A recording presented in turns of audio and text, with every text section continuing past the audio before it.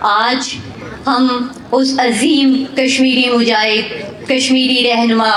مرد حر، سچے، بے باک، خوددار اور بے خوف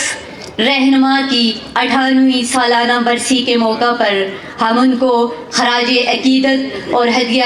تہنیت پیش کرتے ہیں۔ یہ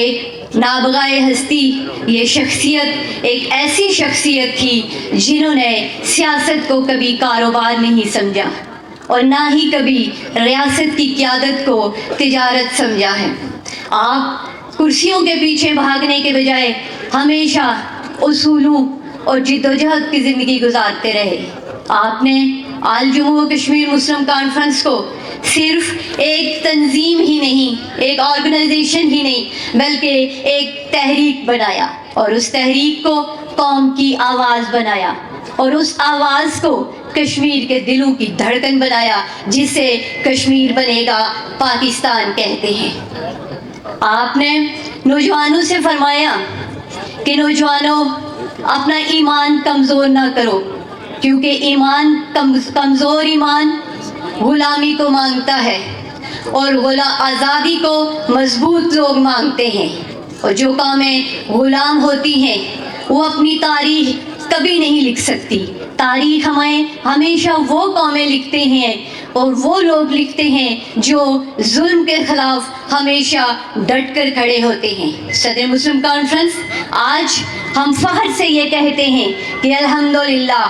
مجاہد اول سردار محمد عبد القیوم خان اور ان کے ساتھی، وہ عظیم ظلم کے خلاف کھڑے ہونے والے وہ بہادر سپہ سالار تھے، وہ بہادر لوگ تھے جنہوں نے تاریخ کشمیر رقم کی۔ مگر افسوس، صدر مسلم کانفرنس پچھلے 16 سالوں سے ہم لوگ آل جموں و کشمیر مسلم کانفرنس ریاستی تشخص کو بحال کرنے کی خاطر اقتدار سے باہر رہ رہی ہے۔ مگر یہ سوچنے کا مقام ہے کہ کیا اپنے اسلاف کی تاریخ کو صرف مسلم کانفرنس نے ہی سنبھالنا ہے؟ خدا نخواستہ کیا نوجوان نسل جو آج ہماری تیسری نسل ہے،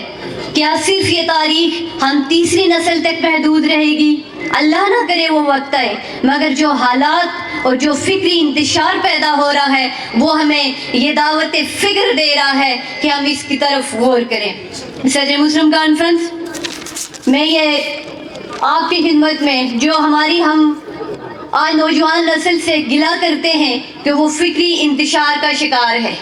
نوجوان نسل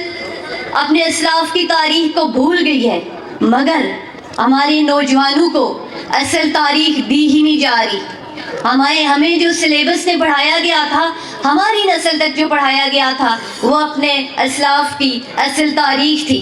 15 سالوں سے مسلم کانفرنس کو دیوار کے ساتھ لگا کر ادھر تاریخ کے ساتھ، ادھر سلیبس کے ساتھ چھیڑ چھاڑ ہو رہی ہے، اور اس کی واضح مثال صدر مسلم کانفرنس، یہ میں آپ کو 2 بکس کے 2 چیپٹر پیش کر رہی ہوں۔ یہ کلاس 9 کی یہ اردو کا یہ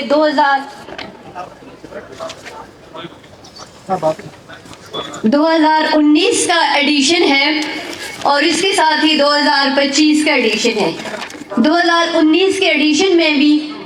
گڑبڑ ڈنڈی ماری گئی ہے، مگر کسی حد تک وہ آزاد کشمیر کا چیپٹر اس میں شامل ہے، جس میں تاریخ پہ بات ہوئی ہے، جس میں ڈوگرا سامراج کے ظلم و استبداد کی بات ہوئی ہے، اور اس کے خلاف جو ہماری اسلاف نے، ہمارے بزرگوں نے، ہمارے قومی ہیروز نے اپنی خدمات دی ہیں، اس کا ذکر ہوا ہے۔ اور نمبر 3 پیج پہ صدر مسلم کانفرنس صاحب ملاحظہ فرمائیے، 2019 کا جو ایڈیشن ہے، اس میں 23 اگست 1947 کو نیلا بٹ کے مقام سے جو ڈوگرا سامراج کے خلاف فیلانے بغاوت ہوا، اس میں یہ واضح طور پہ لکھا ہوا ہے۔ لیکن اگر اس سے پہلے کی بھی دیکھیں تو اس میں مجھے یہ ریکال ہو رہا ہو، جتنے بھی یہاں پہ جو اردو میڈیم میں لوگ پڑھے ہوئے ہیں ان کو یہ ضرور پتا ہوگا کہ اس میں سردار محمد عبد القیوم خان 23 سالہ نوجوان 23 اگست کا ذکر پوری تفصیل کے ساتھ موجود ہے۔ مگر کیا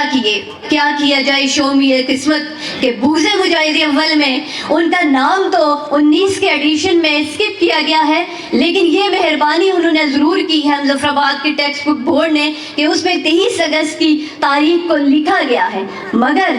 آپ جب 2025 کا ایڈیشن ملاحظہ فرمائیں گے تو اس پورے جو چیپٹر ہے آزاد کشمیر کا اور ہمارے اسلاف کی قربانیوں کا،